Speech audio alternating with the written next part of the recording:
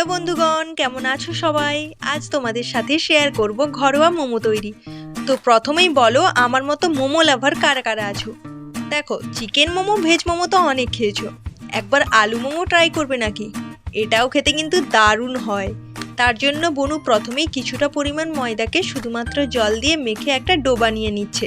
এরপর ডোটা তৈরি হয়ে গেলে ওতে কিছুটা রিফাইন অয়েল মাখিয়ে একটা প্লাস্টিকে বেঁধে রেখে দিতে হবে কিছুক্ষণ। এরপর মোমোর পুর বানানোর জন্য কড়াইতে কিছুটা তেলের মধ্যে দিয়ে দেব 4টে শুকনো লঙ্কা আর কয়েকটা রসুনের কোয়া।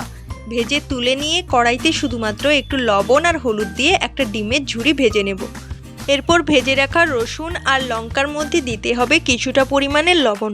তারপর এক একে পেঁয়াজ কুচি, সেদ্ধ আলু, ডিমের ঝুড়ি ভাজা, গোলমরিচের গুঁড়ো, গরম মশলা, চাউমিন মশলা দিয়ে আলুটা ভালোভাবে মাখিয়ে নিলেই রেডি হয়ে যাবে মোমোর পুর। এদিকে দেখো, ময়দার ডোটা প্লাস্টিক থেকে বের করার পর কতটা নরম আর তুলতুলে হয়েছে। এবার ময়দার ডো থেকে ছোট ছোট লেচি কেটে নেব, আর লেচিগুলো কাটার পর ওতে কিছুটা রিফাইন অয়েল আর ময়দার গুঁড়ো মাখাতে হবে। এতে করে লেচিগুলো একে অপরের সাথে একদমই জড়াবে না, খুব সুন্দরভাবে থাকবে। এরপর লুচির মতো বেলে পুর ভরে যেমন ইচ্ছা শেপ দিতে পারো। এই দেখো আমরা কেমনভাবে শেপ দিয়েছি, আমি আর বনু এগুলো তৈরি করেছি। আর শেপগুলো কিন্তু দোকানের মতো অত সুন্দর না হলেও মোটামুটি ভালোই দেখতে হয়েছে, তোমরা দেখতেই পাচ্ছ। এরপর এরকম একটা বাটি নিয়ে তাতে কিছুটা তেল ব্রাশ করে নিতে হবে। তারপর ওই বাটিতে একে একে মোমোগুলো রেখে দেব, আর মোমোগুলোতেও কিন্তু তারপর তেল ব্রাশ করে নেব। এর ফলে একটা মোমো আরেকটা মোমোর সাথে জড়াবে না, সুন্দরভাবে থাকবে।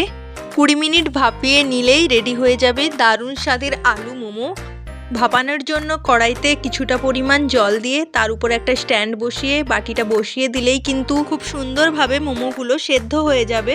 মোমো তো হয়ে গেল, কিন্তু চাটনি না হলে কি জমে? তার জন্য চলো চাটনিটাও তৈরি করা যাক।